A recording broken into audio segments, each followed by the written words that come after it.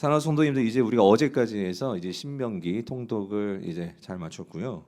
그래서 이로써 이제 모세오경 통독을 마쳤습니다. 모세오경은 총 5권의 책들, 각 권의 책들이 모여서 이제 모세가 저작했다 해서 모세오경이라고 하는데, 각 권의 책이지만 이 책들은 서로 연관성을 가지고 크게 보면 한 권의 책이라고 할 수 있는 이 공통된 주제를 가지고 이 모세오경이 흘러갑니다. 그래서 이 모세오경 전체가 말하고자 하는 이 한 주제가 뭐냐? 그것은 어떻게 보면 성경 전체의 주제라고도 할 수 있는데, 그것은 하나님 나라를 이 땅 가운데 세우는 것입니다. 그래서 모세오경에서는 이걸 좀 더 구체적으로 하나님께서 이 땅에 어떤 꿈과 비전을 가지시고 천지를 창조하시고 사람을 창조하시고 이스라엘 백성들을 택하셨느냐? 그것은 제가 계속 반복하지만, 자, 이거 삼기 위해서요. 이 땅에 무슨 백성 무슨 나라? 여러분 이 머리에 이렇게 있으셔야 돼요. 거룩한 백성 제사장 나라를 이 땅에 실제적으로 그것을 구현하고 만드시는 거, 그게 하나님의 꿈이셨습니다. 그래서 이 주제를 가지고 우리가 이 모세오경을 보면은요, 그림 좀 보여주시면, 자, 이렇습니다. 모세오경을 놓고 보면 이스라엘 백성들이, 그러니까 어디에서부터 이제 출애굽 과정을 보면 하나님의 구원의 역사.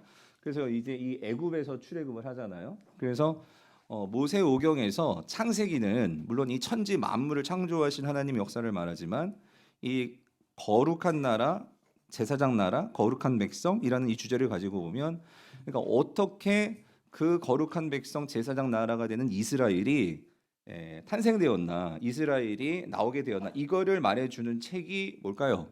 그게 창세기죠. 그래서 이 어떻게 이스라엘 백성들이 이제 애굽에 있게 되었나, 이 과정, 이거를 말해주는 게 이제 창세기란 말이에요. 그래서 그 창세기가 나오고, 그 창세기, 그리고 이제 곧 출애굽기가 나오는데, 이제 애굽에서부터 여기 시내산까지, 그래서 한번 눌러주실래요? 자, 이 애굽에서 이제 이 시내산까지 한 2달 여정으로 이스라엘 백성들이 출애굽을 하죠. 그래서 요 내용이 기록되어 있는 게 뭐예요? 출애굽기. 그래서 이 출애굽기는요. 그다음 한번 눌러줘 보세요. 이 출애굽기는, 그래서 창세기가 어떻게 하나님 백성 이스라엘이 이 땅에 나왔느냐, 이거를 말해준다면, 하나님 나라 관점에서 보면 출애굽기는, 그런데 왜 어떻게 이스라엘을 하나님께서 하나님 백성으로 그렇게 관계하시느냐, 어떻게 이스라엘 백성들이 하나님과 관계를 맺게 되었느냐, 이거를 설명해 주는 게 출애굽기입니다. 그래서 하나님과 관계를 맺는 것, 이거를 신학적으로 한 단어로 뭐라고 말하냐면, 그게 언약 관계죠. 언약을 맺는 거예요.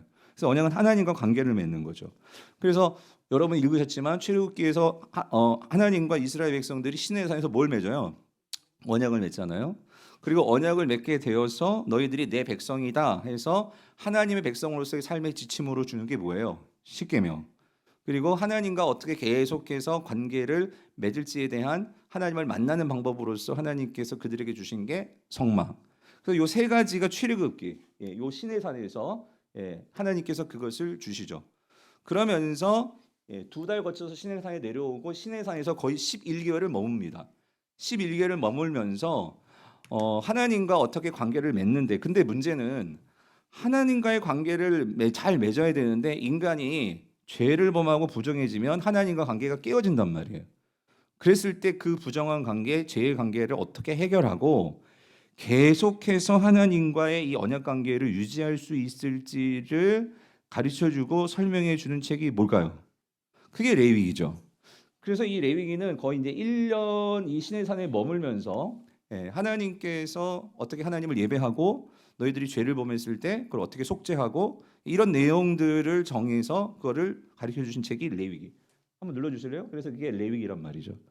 그리고 나서 이제 우리가 지난주에 봤죠? 민수기. 민수기는 이제 이 시내산부터 출발을 해서 먼저 1차적으로 가데스 바네아까지, 그리고 그 가데스 바네아에서 사실 가나안으로 들어가야 되는데 광야 1세들이 하나님 말씀에 순종하지 않고 원망하고 불평하고 반역하다가 결국 광야에서 이 38년, 광야에서 떠돌이 생활한 건 38년이고요. 우리가 광야 40년이라고 할 때는 출애굽부터 시작해 가지고 여기 모압까지 왔을 때 총 기간을 40년이라고 말하는 거예요. 근데 어쨌든 이 가데스 바네아 주변의 이 바란 광야 혹은 진 광야라고 하는 곳에서 이 38년 동안에 이런 방랑하면서 살았던 그 이야기, 그게 뭐예요? 민수기.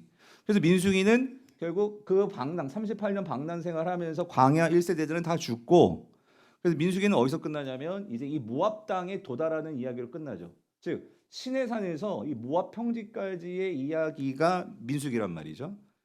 자, 그리고 나서 이제 오늘 우리가 이제 보려고 하는 신명기는, 자, 이 모압 평지에서, 자, 한번 더 눌러 주실래요? 예, 이 뺑뺑이 도는 거 민수기 이야기고, 그다음 한 번 더 눌러 주실래요? 자, 이제 이스라엘 백성들이 이제 모압 평지에 있습니다. 근데 오늘 우리가 보는 이제 신명기의 모압 평지에 있는 이스라엘 백성들은 광야 몇 세대예요? 2세대들이에요. 1세대는 다 죽었어요. 물론 아직 모세가 남아 있지만, 물론 여호수아와 갈렙은 가나안까지 들어가죠. 그 외에 광야 1세대들은 다 죽었습니다. 그런 상황에서 이제 모세가 이 모압 평지에서 이제 이스라엘 백성들을 모아놓고, 그런데 이제 모세도 가나안 땅을 바라보고 있지만 가나안 땅에 들어가지를 못해요. 그랬을 때 이 광야 2세대들이 과연 그 땅에서 잘 살까? 그래서 그러한 어떤 염려도 있고, 그리고 이들이 정말 잘 되었으면 좋겠고, 그래서 이 광야 2세대들에게 뭘 말해주냐면, 지금 이 광야 2세대들은 광야 1세대들이 하나님과 언약을 맺었어요. 그게 어디에서였죠? 시내산에서요. 시내산은 하나님께서 직접 강림하셔서 이스라엘 백성들과 언약을 맺은, 예, 그곳이 시내산입니다. 근데 지금 광야 2세대들은 문제는 뭐냐면 그 시내산에 강림하셔서 그 자신의 부모 세대들과 언약을 맺었던 그 하나님을 경험하지는 못했어요. 그렇죠?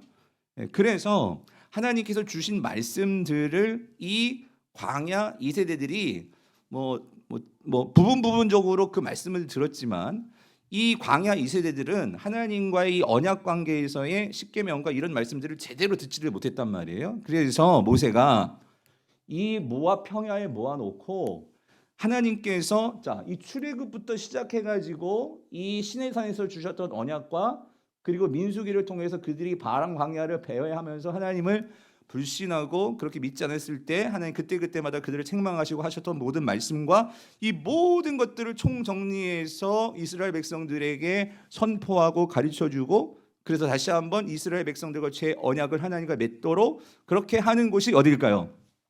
모압 평지란 말이에요. 그래서 그 말씀을 신신당부하면서 하나님이 주신 말씀들을 가르치고 선포하고, 전하는, 마치 유언가도 같이 그렇게 말씀하는 그 기록이 신명기라는 거죠. 그래서 신명기는 결국 이 모세 오경의 총정리라고 할 수 있고, 그리고 신명기는 이제 가나안 땅에 들어가서 이스라엘 백성들이 이 하나님 말씀하신 이 말씀을 어떻게 반응하느냐에 따라서 그들이 축복을 받을 수도 있고 저주를 받을 수도 있고, 그 말씀이 신명기라는 거죠. 자, 근데 이제 오늘 우리는 신명기 6장을 보려고 해요. 근데 신명기 6장은 이러한 신명기 말씀 중에서도 가장 핵심이 담겨 있는 그 말씀이 우리가 잘 알고 있는 이 쉐마 이스라엘, 이스라엘아 들어라 하는 신명기의 핵심 부분이라는 거죠. 그럼 여러분, 신명기의 핵심이 뭘까요? 모든 율법의 핵심이 뭘까요? 그것은 여호와를 사랑하라예요. 사랑하라. 사랑하라. 6장 4절 말씀이죠. 자, 아무튼 우리 1절부터 다시 한번 우리 하나씩 좀 살펴보겠는데요. 우리 1절을 다시 한번 같이 읽어볼게요. 시작. 이는 곧 너희의 하나님 여호와께서 너희에게 가르치라고 명하신 명령과 규례와 법도라. 너희가 건너가서 차지할 땅에서 행할 것이니에요. 그래서 여러분, 여기서 이는 그랬거든요. 이건 뭔가 지시하는 거예요. 지시 대명사예요. 그래서 이것이 자, 이거야. 명령과 규례와 법도야. 그래서 너희가 건너가서 차지할 땅. 건너는 건 요단강을 건너가야 돼요. 요단강을 건너면 그게 가나안 땅이죠. 그 가나안 땅에서 너희들이 행해야 되는 거야. 자, 그럼 질문. 이것은 뭘까요? 십계명이에요. 자, 역시 여러분 성경 통독한 보람이 나오는 것 같아요. 자, 이게 가까이서 보면은 이거는 지금 신명기 5장의 말씀을 말하는데, 신명기 5장의 말씀에 뭐가 나오냐면, 아까도 말씀드렸죠. 광야 2세대들은 하나님과의 언약 관계에서 십계명 말씀을 1차적으로 받았던 세대들은 광야 1세대들이에요. 그래서 출애굽기 19장에서 하나님과 언약을 맺고 20장에서 하나님께서 뭘 주시냐면 십계명을 주세요. 기억나시죠? 예, 그랬는데 다시 한번 하나님과 제 언약 차원에서 하나님이 주신 말씀을 선포하고 가르치는데, 자, 이는 가장 중요한 이는 1절을 보여주세요. 이는 자, 하나님께서 너희에게 가르치라고 명하신 이거는 명령이라는 거예요. 명령. 쉽게 명할 때 명령이고 규례라는 것은 삶에서 우리가 규범이라고 하죠. 살면서 우리가 살아가면서 우리가 정말로 필요한 그런 규칙과도 같은 규례, 그리고 법도, 그러니까 어떤 일정한 삶의 법칙과도 같은 그런 법도, 그게 뭐냐면 이는 이게 뭐라고요? 십계명. 그래서 신명기 5장 6절부터 21절이 신명기에 나오는 십계명이에요. 십계명. 예, 그 십계명이 그렇다는 거예요. 자, 근데 이것도 중요한 거. 이 십계명을 하나님께서 지금 광야 1세대로서는 모세가, 여러분 십계명을 누가 직접적으로 받았습니까? 돌판에 새긴 것을 받은 것은 누구였어요? 모세였어요. 그래서 하나님 모세를 통해서 이스라엘 백성들에게 그게 선포되고 가르쳐지게 했었죠. 근데 지금 다시 한번 하나님께서 그걸 나에게 명하셨다는 거예요. 그래서 내가 그거를 자 가르친다는 거예요. 누굴 가르치겠어요? 이제는 광야 2세대들에게 너희들에게 가르치는데 이것은 명하신 거래요. 누가 명하신 거예요? 너희의 하나님 여호와께서. 그래서 너희들에게 내가 가르친다 그 소리죠. 그래서 너희들이 그거를 잘 받아서 너희들은 이제 가나안 땅 들어가서 그거 갖고 뭐 해야 돼? 행해야 돼. 지시할 땅에서 행해야 된다. 이 말씀이죠. 근데 여러분 여기서 좀 우리가 주목해야 하는 단어가 있는데요. 히브리 단어가 있는데요. 여기서 이 가르치다라고 할 때 히브리의 단어가 한 10개 정도가 있어요. 가르치다라는 의미를 가진. 근데 여기서 그 10개의 단어들 중에서 어떤 단어가 쓰였냐면 이게 라마드라는 단어인데 히브리어 중에. 근데 이 라마드는 가르치는데 어떤 점을 강조하냐면요. 이건 한 번 가르치고 끝나는 게 아니에요. 이 가르치다라는 의미 중에 이 라마드는요. 뭐냐면요. 정확한 의미는요. 훈련시키는 거예요. 뭐 한다고요? 훈련시키는 거. 여러분, 그냥 가르치는 거하고 훈련하는 게 좀 다른가요? 조금 다를 수 있죠. 다시 말씀드리지만 가르치는 거는요. 그냥 한 번 가르치고 끝날 수도 있지만 훈련은 어떤 거예요? 이건 훈련은 계속돼야 되는 거예요. 다시 말하면 훈련에서 정말 중요한 거는 뭘까요? 훈련의 요소에서 중요한 건 뭘까요? 여러분들 우리 군대 갔다 온 남자분들은 훈련 지긋지긋하게 받으셨을 거예요. 근데 그 훈련이요. 어떤 거예요? 항상 새로운 걸 훈련해요? 똑같은 걸 반복해요. 예. 훈련에서 중요한 건 뭐냐면요. 반복입니다. 반복. 내가 어떤 뭐 새로운 운동을 배우든지 뭐 악기를 배우든지 뭐 언어를 배우든지 심지어 갓난쟁이 애들이 이제 기다가 걸으려고 하더라도 넘어지고 일어서고 넘어지고 일어서고 뭘 해요? 반복을 하잖아요. 그러니까 반복을 해서야지만 우리가 뭔가를 내 삶에 그러니까 이 규범으로 혹은 법칙으로 그러니까 우리가 그게 우리의 몸에 젖어들고 익숙해지는 거죠. 그런데 여러분 하나님의 말씀도 그렇다는 거예요. 하나님의 말씀을 우리가 깨닫고 그 말씀 속에서 하나님의 마음을 알고 이거 하는 게 이 그냥 저절로 되는 게 아니고 이게 뭐가 필요하냐면 훈련이 필요하다는 거예요. 훈련이 반복되는 훈련이. 제가 누차 말씀드리지만 여러분 제가 우리 교회에서요 사실 제일 은혜 받는 사람은 저예요. 왜 그러냐면 다른 거 말고요. 다른 차원 말고 말씀을 통해서 하나님의 마음과 하나님의 생각이 저의 마음 속에 생각 속에 그리고 그것이 나의 삶으로 흘러갈 수 있는 영향을 받는 게 가장 많은 사람이 저인 게 왜 그러냐면요. 딴 이유가 아니에요. 제가 뭐 여러분들 더 똑똑하고 그게 아니고요. 저는 뭘 할까요? 반복을 하는 거예요. 벌써 전 이 설교 몇 번 해요 지금? 2번 하고 있어요. 그리고 이 2번만이 아니라요. 그 전에 이 말씀을 가지고 묵상하고 생각하고 읽고 또 이걸요. 이렇게 한 번 하고 끝나는 게 아니라 저는요. 이걸 갖고 제자 훈련도 하고 뭐 여러분 어제 같은 교사 수련회 있는데 또 같이 선생님들과 나누고 그러면서 이 말씀이 점점 더 선명해지는 거예요. 그러다 보니까 저도 하나님 말씀 어떻게 100%다 지키겠습니까? 그런데 부족하지만 그 말씀이 내 안에 들어오면서 내 생각을 자꾸 어떻게 해요? 하나님의 생각으로 더 다가갈 수 있도록 저를 인도하고 생각하게 만들고 그렇게 나를 애쓰게 만들더라는 거죠. 성도님들, 여러분들이 정말 하나님을 더 알기를 원하시죠? 하나님의 마음 알기를 원하십니까? 여러분이 정말 하나님을 사랑하기를 원하십니까? 그러면 내가 사랑해야지라고 해서 그냥 사랑이 되는 게 아니고요. 그 사랑을 위해서 여러분들이 하나님의 사랑이 어떤 사랑인지를 하나님은 우리에게 다 보여주셨어요. 그래서 그 사랑이 구원인데 그 사랑을 우리가 배워야 돼요. 이게 어떤 사랑이었는지, 어떤 구원이었는지 그리고 그 구원을 위해서 하나님께서 어떤 일을 하셨는지에 대한 우리의 반복적인 말씀을 통한 여러분의 삶에 노출이 있어야 돼요. 그거에 대해서 가까이 나아가는 삶의 그 실천이 있어야 된다 그 소리입니다. 여러분, 우리의 삶에 있어서요. 사실 여러분 보세요. 여러분 이 모세 오경에서 우리가 모세 상황에서 보면 가장 하나님을 잘 알고 하나님과 가깝고 하나님의 은혜를 누리고 있는 사람은 누구예요? 당연히 모세겠죠. 그래서 성경에서는요. 모세는 가장 온유한 자고, 온유하다는 것은 하나님께 모든 뜻을 굽힐 줄 아는 자다 그 소리예요.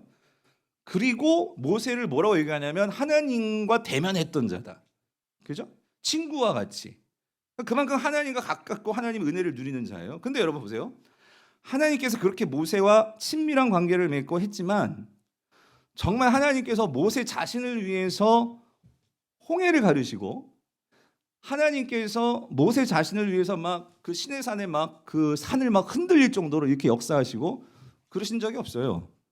하나님이 정말 이 홍해를 가르시면서 때로는 나일강을 막 피바다로 만드시면서 우박을 내리시면서 하나님께서 이런 놀라운 일을 행하실 때에는 뭘 하기 위해서였죠? 이스라엘 백성들을 뭐 하기 위해서였어요?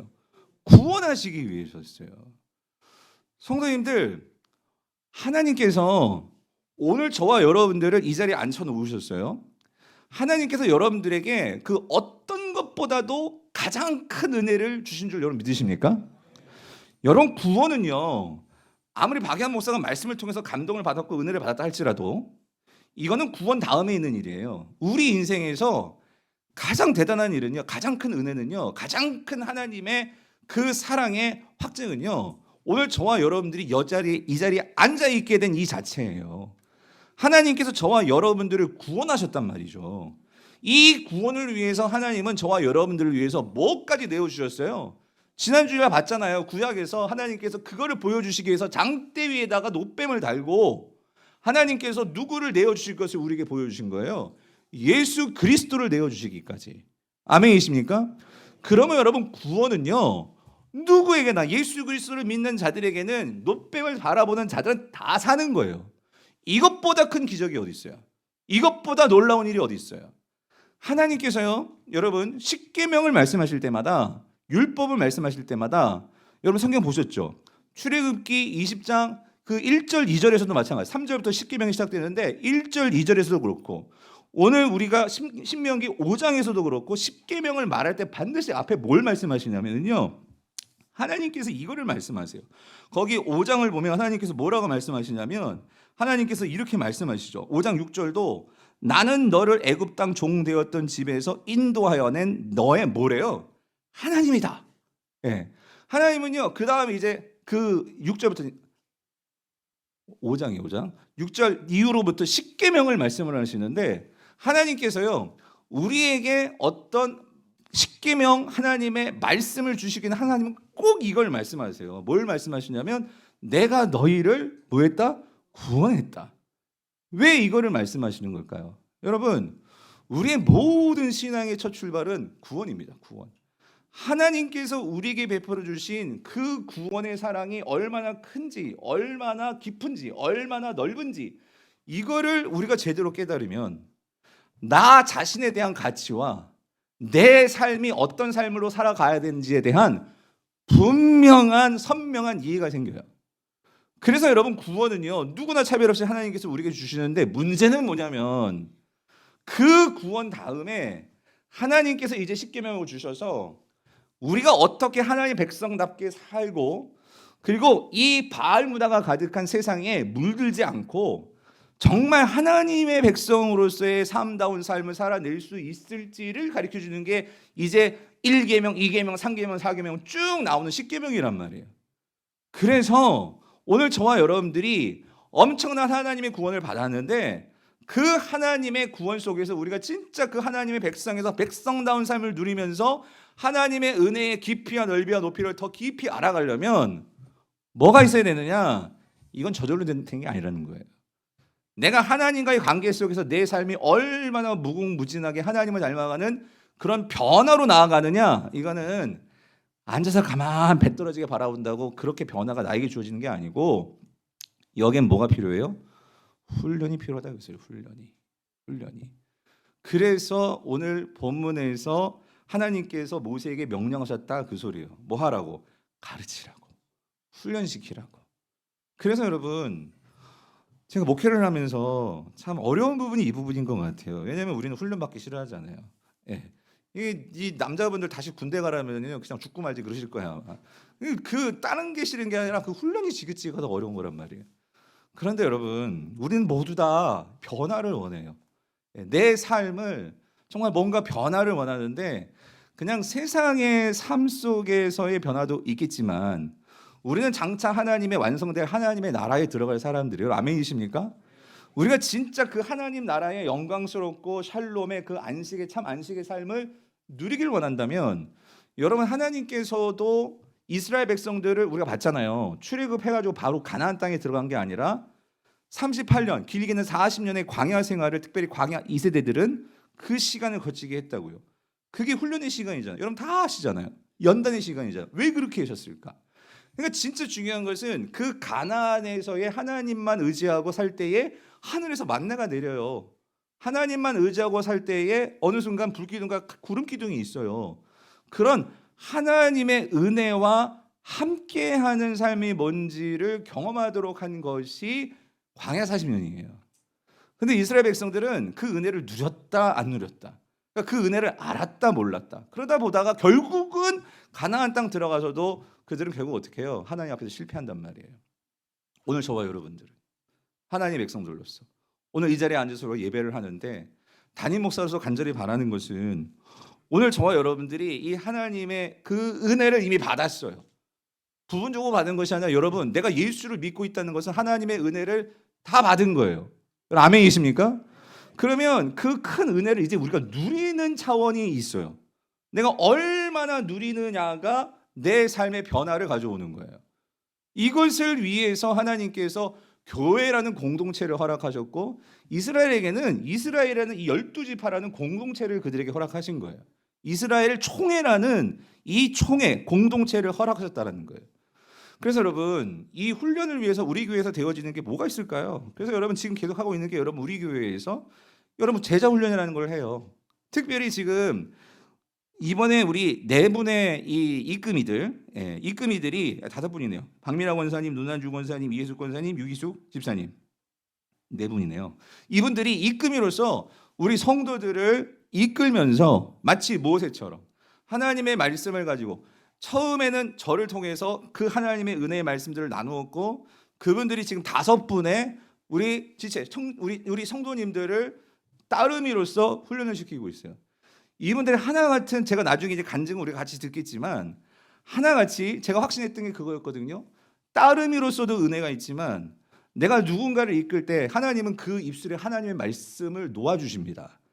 그리고 누군가를 이끌 때 하나님은 지혜를 주시고 아비의 마음, 하나님의 마음을 주십니다.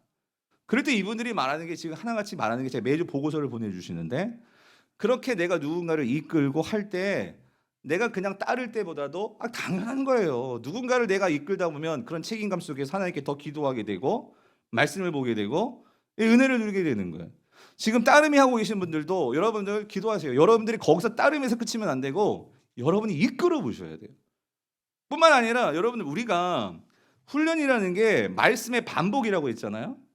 여러분 이렇게 말씀을 이렇게 듣고 제가 참 감사한 게요. 또 우리 찬양팀 같은 경우에는요. 이 찬양팀 중에는 말씀을 2번씩 듣고 반복해서 듣고 이런 친구들. 제가 이렇게 보면은 우리 은솔자매나 참 해달마 형제 같은 경우에 참 신앙들이 많이 잘 컸어요. 여러 가지가 있겠지만 근데 빠지지 않고 그 자리에서 설교를 2번씩 듣고 그런데 여러분 우리가 설교 1번 듣는다고 다 이해되세요 여러분? 반복해서 들으면서 내가 놓쳤던 걸 또 듣고 그러면서 듣는단 말이에요. 근데 제가 왜 이야기를 하냐면 여러분 하나님의 말씀을 듣고 끝나는 게 아니고요. 그래서 이제 다음 주부터 우리가 순모임이 시작이 됩니다. 여러분 우리가 들은 말씀을 가지고요. 모세는요 그 말씀을 가르칠 때 내 입술로 내 말로 그걸 말을 선포합니다. 기독교는요 말을 일단 선포의 종교이기 때문에 그 선포를 통해서 우리가 함께 들을 때 내 마음에 말씀이 새겨지는 은혜가 있습니다. 그러므로 하나님께서요 이 시대에 교회라는 새로운 총회, 새로운 교회라는 공동체를 허락하신 것은 그러니까 여러분 그 한 단계 넘는 게 너무 어려운 것 같아요. 뭐냐면 이 자리에 나와서 처음에는요 예수 처음 남편들 특별히 예수 믿고 교회에 나와서 앉아 있는 것도 기적적인 일이죠. 근데 그분들 보고 뭐 순모임 참여라고 해보세요. 예? 그냥 날 죽여라 그러실 거예요. 왜냐하면 남자분들은 천성적으로 이렇게 새로운 사람 만나가지고 말하고 이런 게 어렵지만, 근데 여러분 참 놀라운 게 뭔지 아세요? 거기에서 말문이 열리면 남자들만큼 더 끈끈하게, 예? 그 안에서 형제같이 참 그런 모임이 되는 것들을 제가 이전은 교회에서 많이 봤단 말이죠. 그런데 이게 단계 공동체 안에서 삶을 나누면서 말씀을 가지고, 그래서 우리가 이번에 여러분들이 정말 삶의 변화를 원하신다면 나눌 때에도 여러분 중요한 게 있어요. 삶의 변화는요 누구를 통해서만 변화되어지느냐? 예수 그리스도이십니다. 하나님께서 그렇게 우리에게 변화를 위해서 보내주신 분이 예수 그리스도십니다. 그래서 여러분들이 리딩 지저스를 할 때도 그냥 통독만 해가지고는 그냥 성경 읽고 끝났다로 끝날 수가 있어요. 그것도 의미가 있지만 여러분 단적인 예가 그거예요. 제가 지난주 설교를 하면서 그리고 어떤 분의 피드백을 받았는데, 어제 교사 수련회 때도 말씀드렸지만 저는 여러분들이 다 알고 있을 거라고 생각했어요. 뭐냐면 장대 위에 그 달린 노뱀, 이 예수 그리스도, 거기까지는 아셨잖아요. 예수님이 그 말씀을 가지고 자신의 죽음을 선포하셨어요. 어디에서?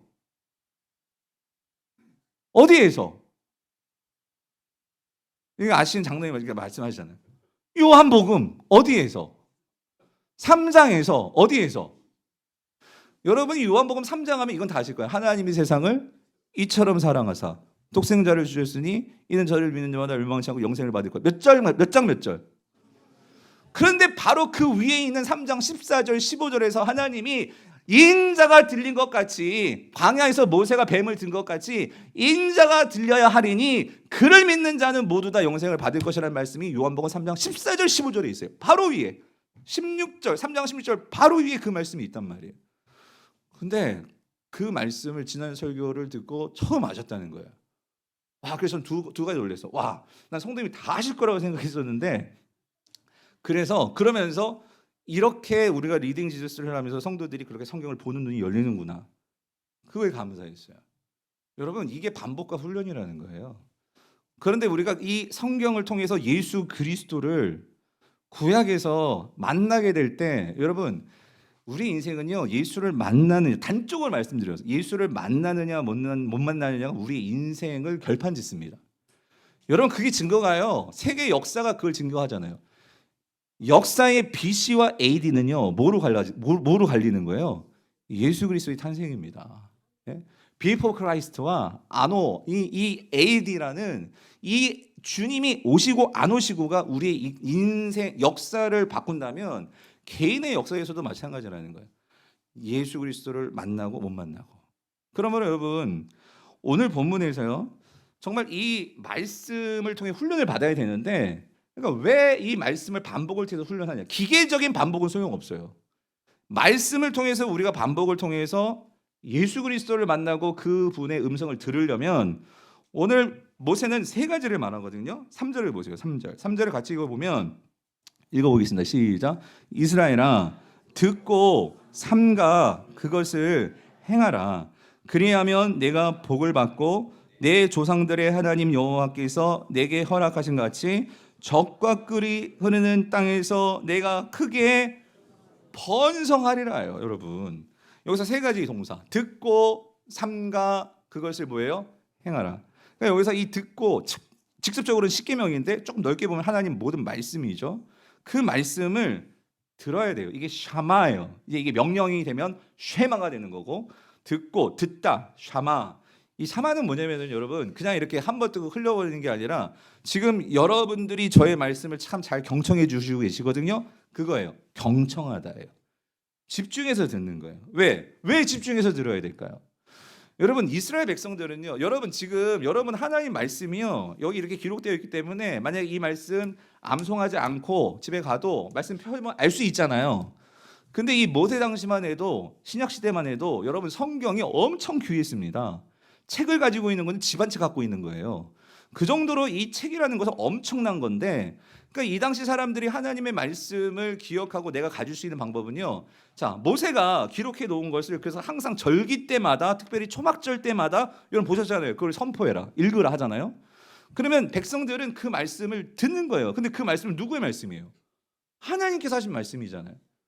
그래서 그 말씀을 어떻게 들어야 될까요? 집중해서 듣는 거예요. 경청해서. 왜냐면 하나라도 내가 더 그거를 뭐 하려고? 기억하려고.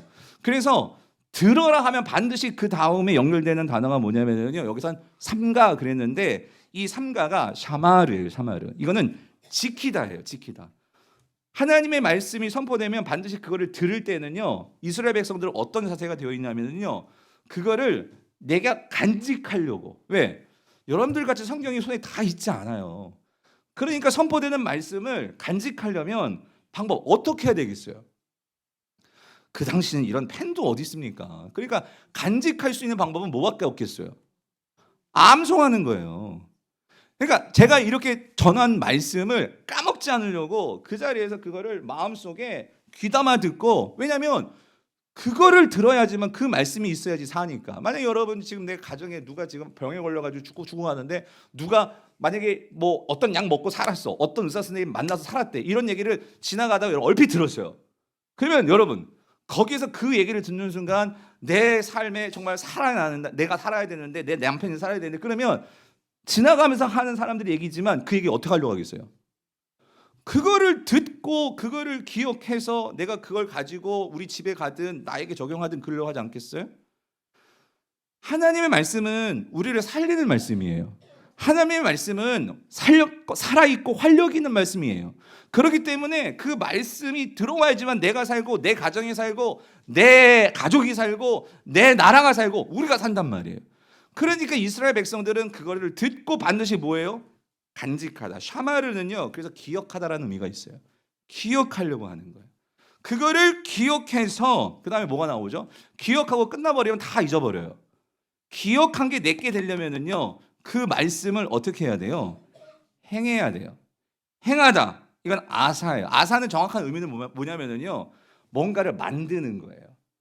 여러분, 뭔가 구체적으로 만들어서 그것이 있어야지, 그것이 구현돼야지 남습니다.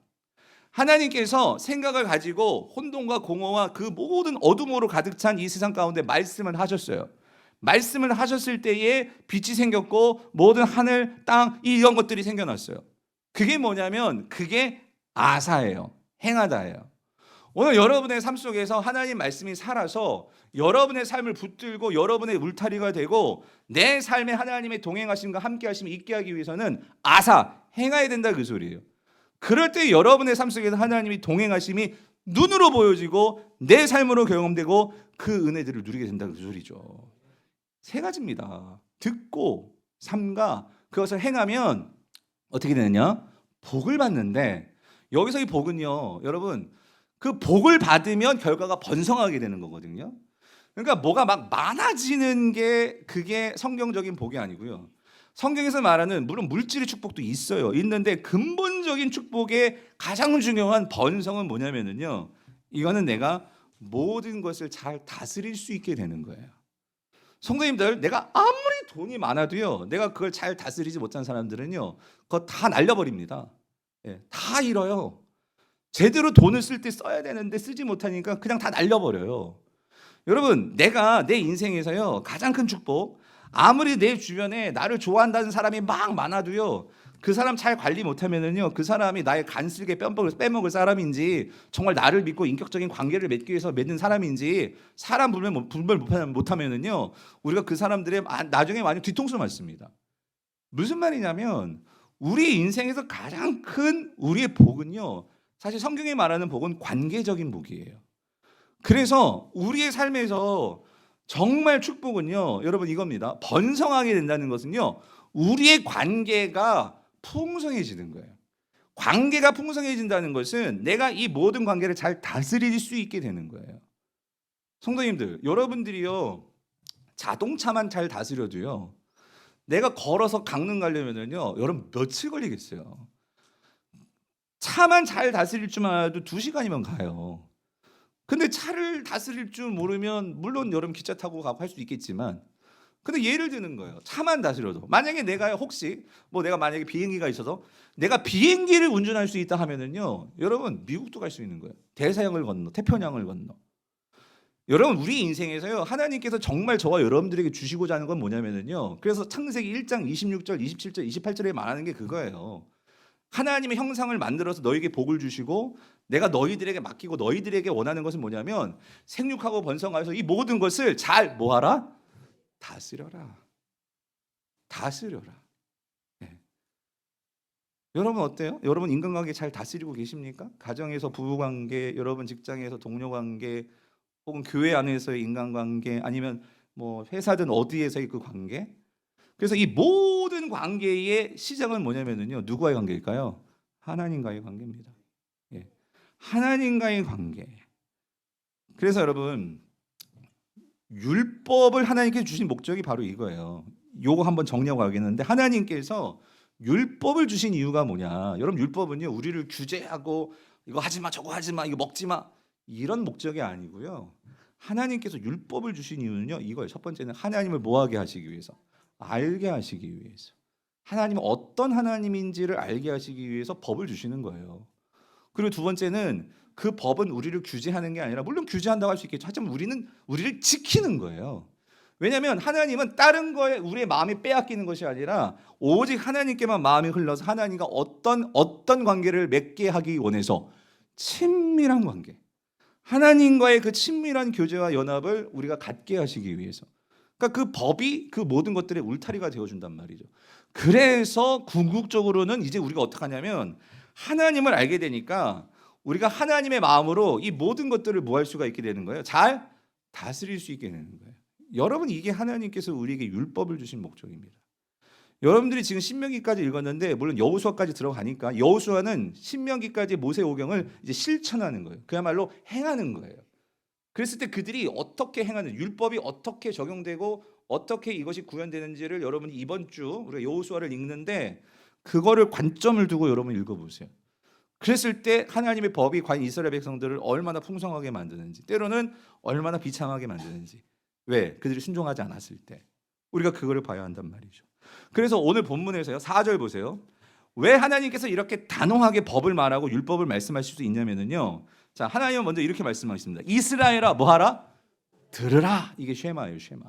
하나님 말씀에 경청해라. 왜 우리가 하나님 말씀을 경청해야 되는데요? 그 이유는 이거래요.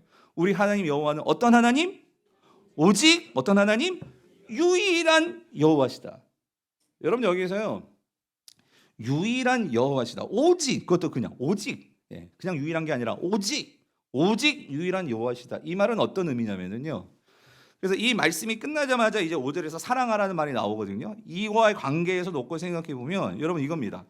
오직 하나님만이 우리가 가지고 있는 이 하나의 이 마음을, 그러니까 나라는 존재를 정말 드릴 수 있고 바칠 수 있고, 요즘 말로 그러니까 올인할 수 있는, 세상 말로 말하면 몰빵할 수 있는 유일한 그런 유일한 대상은, 그런 하나님은 누구뿐이라는 거예요?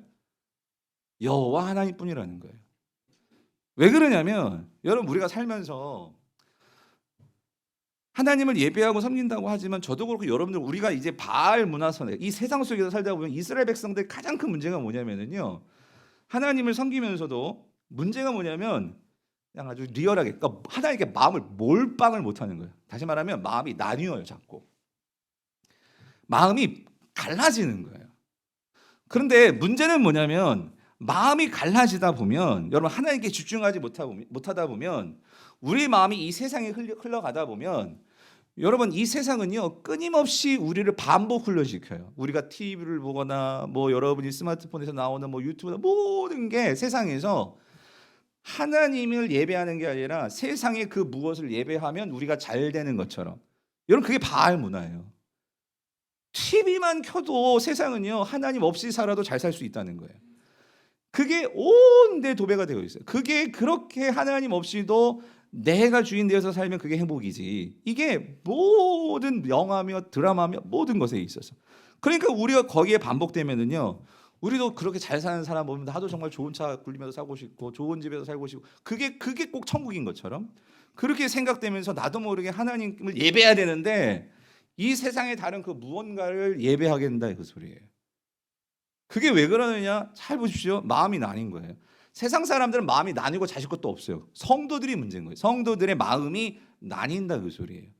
그런데 여러분 그렇게 나뉘면 과연 성도들의 삶이 행복할까요? 내가 하나님의 구원을 맛보았고 하나님의 은혜를 아는데 그렇게 은혜를 아는 자가 마음이 나뉘어졌을 때 과연 세상의 그 무언가를 누린다고 해서 행복할까요? 절대 그렇지 않다는 거예요.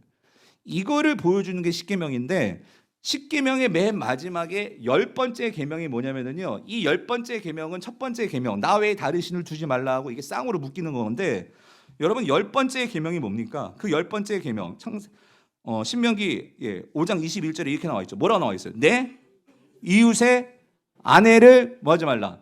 탐내지 말라요. 이게 10번째 계명입니다. 여러분 이게 무슨 말이냐면 특히 결혼하신 부부들 잘 들어보세요. 내 아내가 있고 남편이 있어요. 그런데 이 탐낸다는 건 뭐냐면 여러분 부부는요 결혼을 통해서 내 마음을 온전히 이 여자에게 이 남자에게 올인하겠습니다. 다시 말하면 독점적인 관계로서의 결혼이 되어지는 것이 언약관계, 결혼관계예요. 맞죠? 그런데 만약에 여러분 생각해 보세요. 결혼관계는 독점적인 관계예요. 어떤 게 개입될 수 없어요. 그런데 만약에 남자가 마음이 나뉘어서 우리 와이프 있는데 옆집 와이프의 마음이 가요. 예?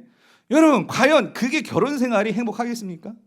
이 여자 만날 때는 행복할지 모르겠지만 집에 들어왔는데 아내가 보이고 애들이 보여. 그런 상황에서 여러분 행복하겠어요? 문제는 뭐냐면 그런 집에 들어가면 항상 이 생각이겠지. 들키지 말아야 되는데. 여러분 그게 아니겠어요? 이게 들키기로 하면 그래부터는 막 이 삶이 이게 어떻게 행복하겠냔 말이에요. 여러분 하나님은요. 하나님과 이스라엘 관계를 항상 이 부부 관계로 그렇게 비유를 하십니다. 왜 그러냐면 부부 관계와 하나님과의 관계, 이스라엘 백성과의 관계는요. 공통점이 있다는 그 소리예요. 이건 독점적인 관계예요. 여기서 말하는 게 바로 그거예요. 내 하나님께 오직 유일한 하나님께 그 하나님의 말씀을 들으라 그 소리는요. 여러분 내 마음을 잘 보시면 돼요. 여러분의 마음이 여러분 잘 생각해 보세요. 그러니까 마치 우리가 모르겠어요. 혹 마음이 나뉠 수도 있을지는 모르겠어요. 그래도 안 돼. 그래서는 안 되겠지만 그렇더라도 우리가 이 십계명을 알고 있고 하나님을 섬기는 사람이 안다면 사단이 혹 그런 마음을 줬을지라도 그걸 잘라보내고 내가 그걸 단속을 해야 되겠죠.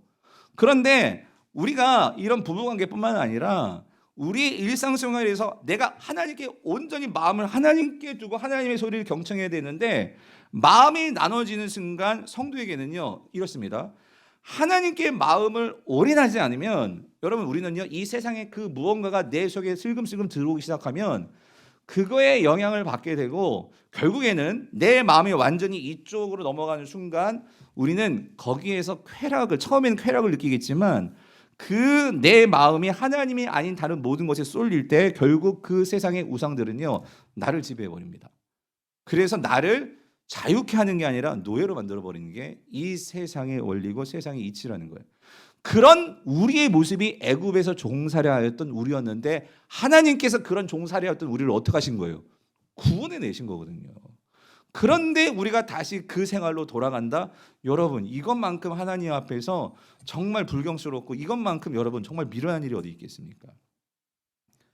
그런 면에서 우리는 오직 유일한 여호와 하나님이시니 그래서 혹시 여러분 중에 내가 어떤 잘못된 길에 내 마음이 지금 쏠려 있고 나뉘어져 있고 그래서 마음에 이 항상 기쁨도 없고 그럴 때 여러분 우리가 어떻게 이 중독이라는 것에서 헤어나올 수 있을까? 방법은 하나예요. 하나님께 올인하셔야 돼요. 그럴 때 우리가 중독에서 헤어나올 수 있어요. 그래서 성경은 뭐라고 말하냐면 5절이에요. 그게 5절. 어떻게 하나님께 올인을 해야 되냐면 이렇게 해야 된대요. 너가 어떻게 해야 돼? 마음을 다하고 뜻을 다하고 어떻게 해요? 힘을 다하여서 누굴 사랑해야 돼? 여호와 하나님을 사랑해야 된다는 거예요. 여러분 보십시오. 마음만 가지고서는 안 돼요. 너희들이 정말 내 삶에 자유하기를 원하고 내 삶에 뭔가 변화를 원하고 이렇게 살아서는 안 될 것 같은데 내가 이렇게 이러한 술과 이러한 여자와 뭐 이런 도박과 이런 어떤 세상에 사로잡혀가지고 내가 이렇게 끌려다니면서 항상 이런 삶을 살아서는 안 되는데 그러면 여러분 마음만 먹어서는 마음은 뭐냐면 이게 정신이거든요. 이게 이 레바드라는 단어는 우리의 생각, 감정, 우리의 이성 이거예요.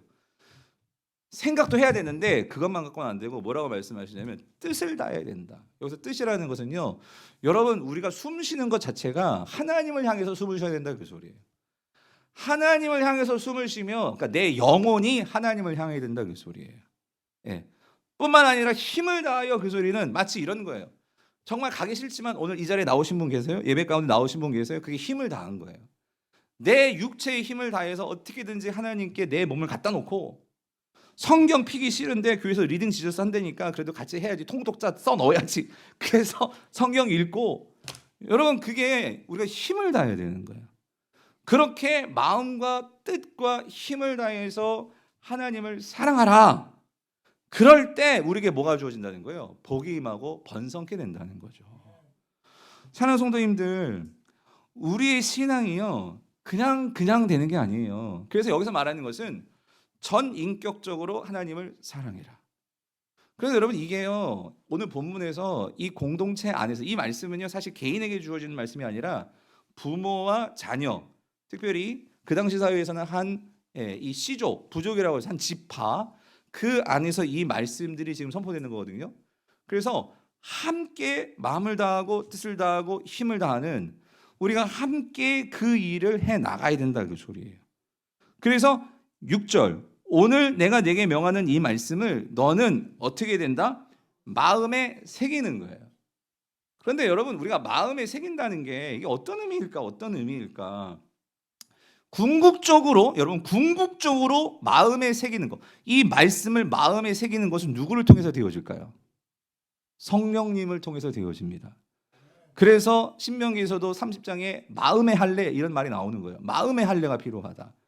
결국 우리는, 여러분들은요 교회를 통해서 성령님을 믿게 되고 말씀을 통해서 내 마음 가운데에 하나님의 이 말씀이 새겨진 자들이 저와 여러분들입니다. 여러분 믿습니까?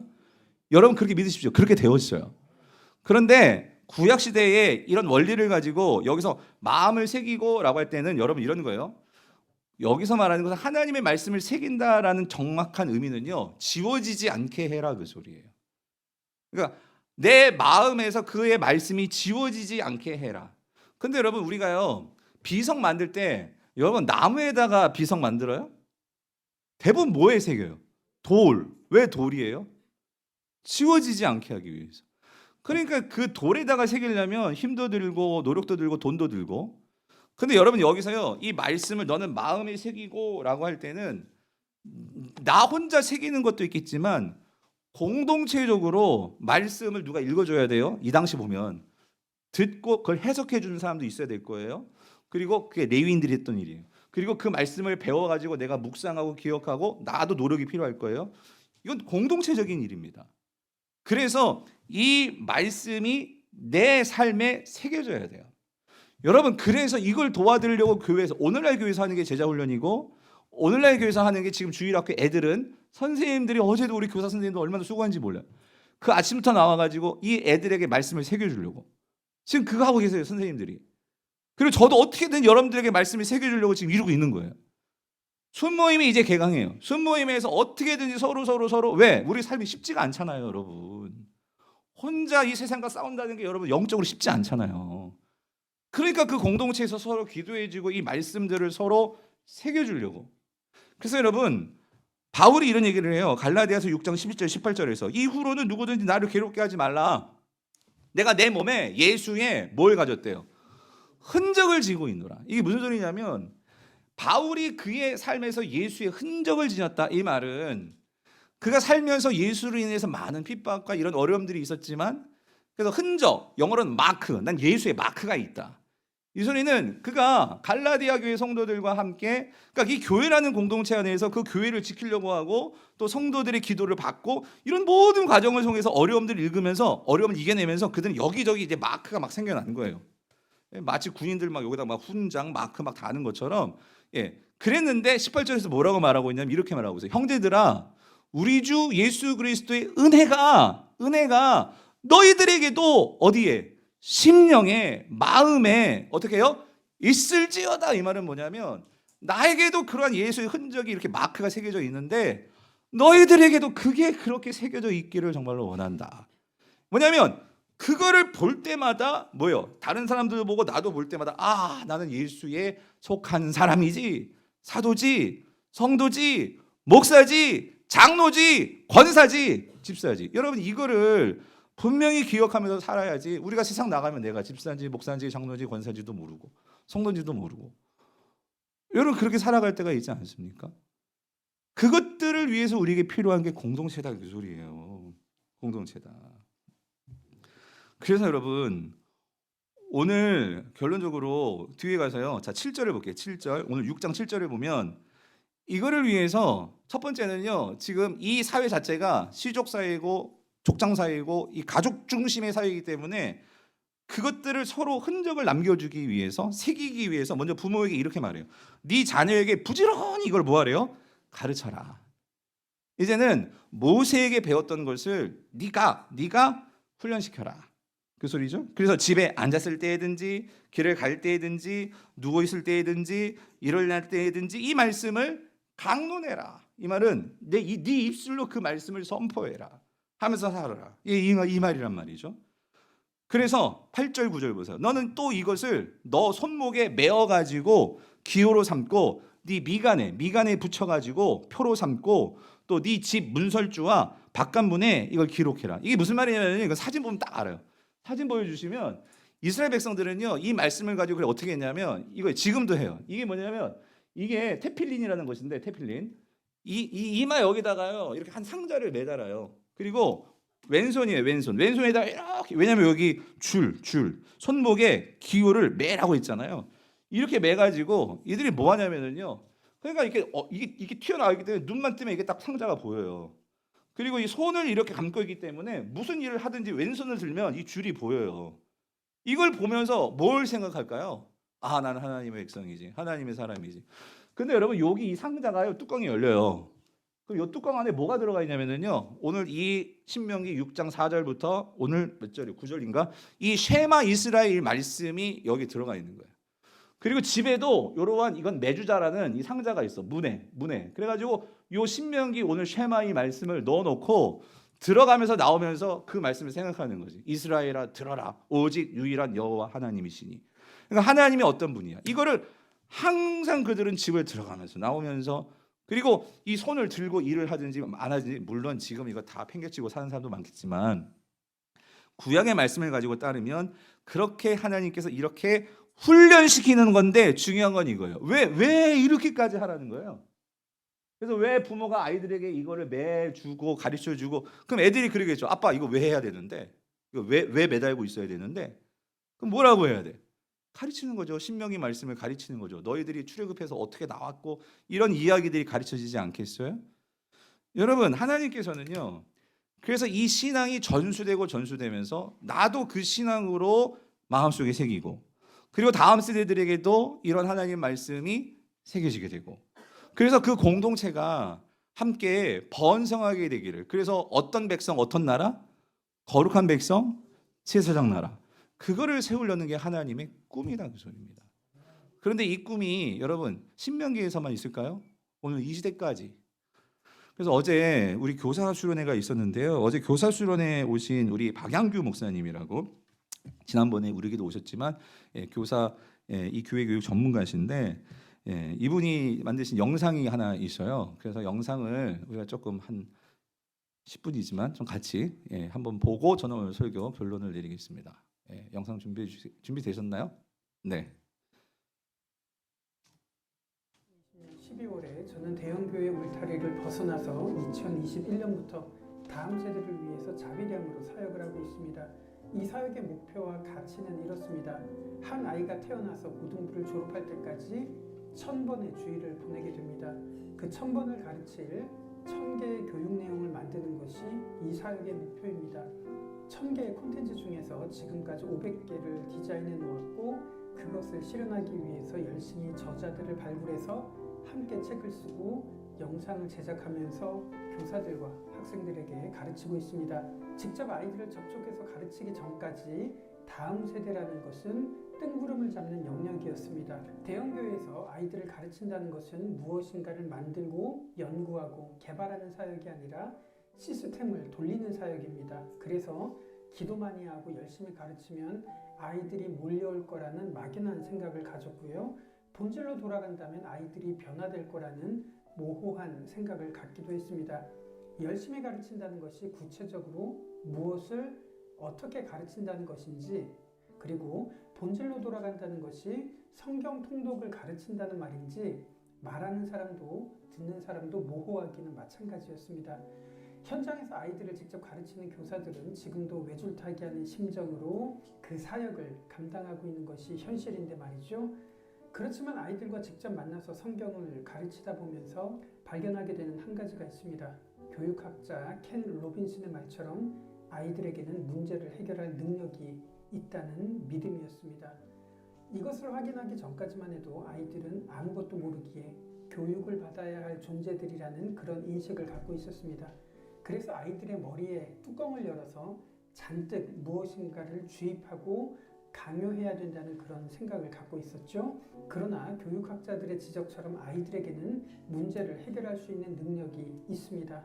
가르치시는 분들이라면 이 말을 이해하실 겁니다. 초등학생들도 심지어 유치원 학생들도 옳고 그름에 대해서 판단하는 능력이 있지만 어른들이 원하는 언어로 표현하지 못하기에 우리들은 아이들의 능력을 의심하고 있었던 겁니다. 이런 생각을 반영하는 대표적인 단어가 다음 세대라는 말입니다. 그렇다고 이 주장이 지금 다음 세대 사역자들을 폄하하려는 것은 전혀 아닙니다. 이 용어가 관행처럼 굳어져서 고유명사처럼 되어가고 있고 그로 인해서 나타나는 안타까운 점을 지적하려는 것이 그 의도입니다. 아이들을 한번 직접 만나보십시오. 그리고 아이들의 이야기를 귀담아 들어보십시오. 아이들은 분명한 판단력과 감정과 사고력을 갖고 있습니다. 그렇다면 우리들이 해야 될 교육은 왜 성경교육이 중요한지 그 방향과 목적을 설득하고 아이들의 열정에 불이 붙을 수 있는 연료를 제공하는 일이라 할 겁니다. 직접 확인해 보시면 알 겁니다. 십계명을 암기가 아닌 우리들의 일상의 언어로 구체적으로 표현을 하는 겁니다. 아이들이나 자녀들이 우리들보다 훨씬 더 탁월한 판단을 가졌다는 것을 발견하게 될 겁니다. 어른들은 창의적으로 생각하기보다 그동안 들었던 설교를 떠올려가면서 말하려고 하지만 아이들은 어른들보다 더 명확하고 구체적으로 표현한다는 것을 보게 되실 겁니다. 이런 세대들을 우리들은 지금까지 다음 세대라고 부르고 있었습니다. 지금 당장 투자를 하지 않아도 즉각적인 결과가 나타나지 않기 때문에 투자는 언제나 다음으로 밀리게 됩니다. 아이들이나 청년들이 어른들만큼 경제적으로 기여하지 못하고 어른들만큼 불만을 표출하지 않기 때문에 교회 구성원으로서의 비중만큼 예산 편성의 비중을 받지 못하고 있는 것이 현실입니다. 그래서 중요한 순간에 이 세대들은 언제나 다음으로 밀려나고 예산과 정책을 결정하는 순간에도 다음으로 밀려나게 됩니다. 서기 2000년에 많은 교회들이 2020년 2020 비전을 세웠습니다. 2020년이 되면 우리들은 어떻게 된다는 그런 청사진 말이죠. 2020년에도 여러 교회들은 2040의 비전을 세웠습니다. 그런데 그 모습을 본다면 정말 20년 후를 위한다는 의지가 아니라 현실을 모면하기 위한 수단에 불과하다는 것을 알게 됩니다. 2020년에 세웠던 2020 비전을 기억하는 사람은 아무도 없습니다. 그 방향에 얼마나 부합됐는지 평가하는 일도 없습니다. 그저 현재의 목적을 위해서 미래를 끌고 오는 방법에 불과했던 겁니다. 정말 20년 후를 걱정한다면 세워야 되는 것은 20년 후의 청사진이 아니라 지금 아이들과 청년 세대들을 위한 예산을 세우는 일이겠죠. 설교 시간에 다음 세대를 운운하는 내용을 참 많이 듣습니다. 마찬가지로 다음 세대라는 표현이 정말 아이들을 위한 의도가 아니라 내가 이만큼이나 생각하고 있다는 일종의 수사는 아닐지 의심하게 됩니다. 정말 다음 세대를 위한다면 설교에 반영할 것이 아니라 예산에 반영하는 것이 진심일 겁니다. 그동안 우리들이 아이들과 청년들을 다음 세대라고 부르는 그 대가를 우리는 뼈저리게 치르고 있습니다. 많은 신학교가 정원 미달이고 교회학교 사역자를 구하는 것이 정말 어렵습니다. 절대 다수의 교회에서 교회학교가 없거나 교육 담당 사역자가 없는 것이 현실입니다. 2040년에 한국 교회가 어떻게 되고 아이들의 비중이 어떻게 된다는 통계나 분석, 설문조사가 중요한 것이 아니라 누군가는 몸을 던져서 이 트렌드를 바꾸려는 몸부림이 있어야 될 겁니다. 왜냐하면 불과 3년 후에 초등학교가 둘 중에 하나는 없어져야 되는 것이 현실이기 때문입니다. 이 영상을 보시는 분들에게 정말 호소하고 싶은 것은 다음과 같은 내용입니다. 첫 번째로 아이들과 청소년과 청년들을 정말 걱정하신다면 20년 후에 비전을 세우지 말고 지금 당장 아이들의 비율을 반영해서 예산을 세워야 됩니다. 아이들이 줄었다는 것은 위기이기도 하지만 기회이기도 합니다. 한 아이에게 투자할 수 있는 예산이 그만큼 높일 수 있다는 절호의 기회이기도 하기 때문입니다. 다음 세대를 언급할 때 그 진정성을 확인할 수 있는 방법은 어떻게입니다. 많은 사람들이 구호처럼 다음 세대를 외치고 있지만 어떻게? 라고 물어본다면 그 진심을 확인할 수 있습니다. 그 교회가 속한 그 지역의 아이들이나 청소년, 청년들에게 장학금과 생활비를 예산에 더 많이 책정을 해야 됩니다. 지구 반대편에 일면식도 없는 사람들에게 선교비를 책정하고 파송하는 것도 중요하지만 그건 못지않게 우리 교회나 그 교회가 속한 지역의 아이들, 청소년, 청년들도 못지않게 중요할 겁니다. 많은 예산을 들여서 목사님, 장로님, 권사님들이 성지순례, 종교개혁지를 탐방합니다. 그렇게 하지 않으셔도 그분들은 개종하지 않습니다. 그러나 아이들에게 투자하지 않으면 아이들은 교회에 남아있지 않을 겁니다. 원주의 한 교회에서는 매년 아이들을 교육시켜서 성지순례를 보낸다고 합니다. 아이들의 믿음이 얼마나 강력해지는지, 그 아이들의 믿음이 얼마나 생생해지는지 교회가 체험을 했습니다. 아이들에게 파워바이블을 읽히고 성지순례를 보내거나 종교개혁의 현장으로 보내면 어떨까요? 아이들 분명히 달라질 겁니다. 급격하게 교회 학교가 붕괴하고 있습니다. 그렇다면 자체적으로 얼마든지 교육할 수 있는 교회가 먼저 나서서 연약한 교회들에게 이 교육 콘텐츠를 나눌 수 있는 콘텐츠 우산을 만들어야 됩니다. 큰 교회에서는 유명한 강사나 연예인들을 초청할 수 있는 여력이 되지만 작은 교회들은 그것이 굉장히 어렵습니다. 그래서 큰 교회들, 여력 있는 교회들이 먼저 손을 내밀어서 그런 기회를 나누는 것이 교회가 공존할 수 있는 중요한 계기라고 생각을 합니다. 여러분, 제가 오늘 말씀에서 한 가지 빼먹은 게 있는데 여러분이 한번 보시면 아시겠지만, 여러분 오늘 말씀 여러분 거기 보시면 그 6절을 넘어서 우리 같이 한번 볼게요. 2절을 보십시오. 2절을 보시면 2절에 이렇게 나와 있죠. 2절 같이 한번 읽어볼게요. 시작. 곧 너와 내 아들과 내 손자들이 평생에 내 하나님 여호와를 경외하며, 이렇게 돼요. 여기 보시면 여러분, 하나님은 항상 몇 세대에 관심이 있으시냐면요, 너와 그리고 누구예요? 네 아들과 그리고 뭐예요? 네 손자들이에요. 지금 우리 교회도 보시니까 이제 장로님들도 그렇고 보시면 이제 손자들이 막 나오고, 예, 이런 세대들입니다. 그런데 하나님은요, 당장 내 아들만이 아니라 어디까지 신경 쓰게 하시냐면요, 손자들입니다. 그런데 지금 여러분 아시겠지만 애들도 그렇고요, 다들 바빠가지고요, 당장 내 아들 챙기는 것도 힘들지만 손자들까지, 이게 얼마나 이게 어려운 일이란 말이에요. 사실 오늘 말씀은 이 당시는 교회가 아니라 그 공동체 자체가 교회였고 그게 하나님 나라였고 이게 가능했지만요, 그리고 이 당시에는요 모든 게 다 가정 안에서 되어졌어요. 근데 지금은 학교고 학원이고 아이들은 집에 없어요. 밖에 다 있어요. 그리고 교회도 한 번 이렇게 나와가지고 예배드리는 이런 현실 속에서 과연 가정 안에서 우리가 교육을 해야 한다고 말을 하지만 부모들이 얼마나 그거를 감당할지, 저희 집만 해도 그렇거든요. 그러면 교회만 그걸 또 다 그렇지도 않고요. 그래서 이게 가정과 교회가 같이 가야 되는데, 그런 면에서 오늘 저는 어떤 무엇보다도 이 교회라는 이 공동체가 이 안에 아이들을 넣어놓고 또 손자들을 넣어놓고 우리 부모 세대와 우리 할아버지 할머니 세대들이 이 아이들을 정말 책임지지 않으면, 여러분 우리가 아무리 하나님 나라 외쳐도 이스라엘 백성들이 결국 망했던 게 이러한 다음 세대, 다음 그 후 세대까지에 대한 이 3세대의 어떤 시장의 이 전승이 이게 실패해 버린 거거든요. 그런 면에서 우리가 다음 주에 이제 얼굴록에 나올 건데 우리 아이들 유치부 애들 이름 사진 다 넣어서 나갑니다. 그러면 우리 권사님들, 우리 장로님들 집사님, 그 집 아이들 보시면서요, 여러분 많이 기도해 주시기를 바래요. 이게 우리 교회 안에 울타리에 있는 우리 자녀들이거든요. 청년들도 그렇고. 그래서 그 아이들을 우리가 같이 책임지고 같이 기도하고 이 아이들이 이 울타리에 들어와서 잘 자라갈 수 있도록 함께 연구하고 같이 고민하고. 그래서 여러분 이제는요, 교회가 이 부분에 대해서 우리가 애를 써야 되는데, 아까 뭐 설교에도 나왔지만 여러분 지난 금요일 날, 그러니까 다음 세대 특별히 우리 청년들이 우리 교회 참 너무나 큰 감사했던 건, 지난 금요 성령 집회에 오셨던 분은 아실 거예요. 우리 교회에서 이제 우리 워시 팀이 이제 그 런칭을 했어요. 그래서 이제 매달 짝수달 넷째 마지막 주 금요일마다 여기서 우리 청년들이 같이 찬양하면서 여러분 함께 예배를 합니다. 그때 여러분 자녀들하고 데리고 나오셔서 정말 열정적으로 하나님께 찬양하며 예배하는 그 다윗의 예배가 우리 다음 세대들이 흘러가기를 원하는데, 그러기 위해서는 우리 부모 세대들인 여러분들이 나와서 같이 함께 찬양하셔야 돼요. 우리 행복한 모임 권사님, 내가 항상 감사한 것은 항상 그 자리를 지키시면서 우리 권사님들도 그 젊은 찬양 따라가기도 쉽지 않은데 그걸 하세요.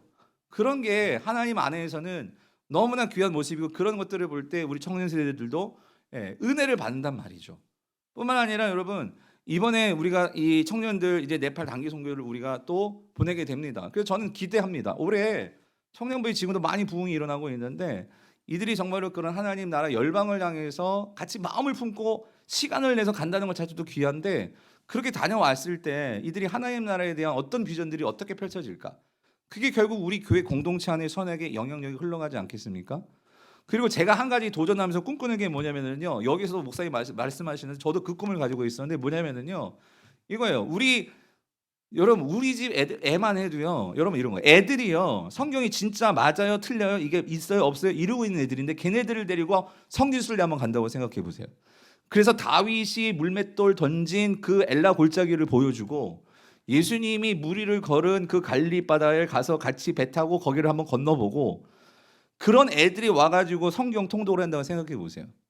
물론 우리 권사님들도 우리 하나님 나라 가기 전에 예수님이 어떻게 건넜지 보는 것도 중요한데, 그것도 해야 되겠지만, 우리가 정말 하나님 나라를 위해서 정말 만약에 투자를 한다면, 우리가 청년 세대나 만약에 중학교 3학년 정도에서 고등학교까지는 이런 경험을 가지고 성지순례든 종교개혁 탐방이든 갔다 와서 이 아이들이 성경을 읽고 교회에서 자라간다면 달라져도 뭐가 달라지지 않겠냐, 그 소리죠. 그래서 저는 기도하면서 내년이나 내후년 정도는 우리 청년 올해 단기 선교를 가지만 성지순례 비전 트립 정도 우리 교회에 보내줄 수 있지 않을까, 같이 마음을 모은다면. 청소년부에서 같이 연합해서 기도해 주시고요. 우리 성도님들 중에 정말 하나님이 축복해 주신 분들이 계시면 이런 부분에 물질로도 헌신하시고, 그래서 이러한 이 교회가, 여러분 제가 우리 교회를 항상 품는 꿈은 이거예요. 교회가 작지만, 여러분 작다고 못합니까? 여러분 작지만 영향력 있는 교회가 되는 게 저희 꿈이에요. 그래서 우리 교회가 지금까지도 그렇게 하나님께서 쓰셨는데, 앞으로도 여러분의 손주 손자들이 그렇게 하나님 성질을 보고 신앙이 무럭무럭 커간다면 얼마나 기쁘시겠냐고요. 그런 교회 되어서 하나님을 위해서 사람을 세우고 교회를 세우는 우리 교회 될 수 있기를 간절히 바랍니다. 그렇게 되는 가장 중요한 이유는 우리가 뭐 해야 돼? 쉐마 이스라엘이에요. 여호와 하나님께 경청해야 돼요. 그런 은혜가 있는 교회 되기를 축원합니다. 오늘 말씀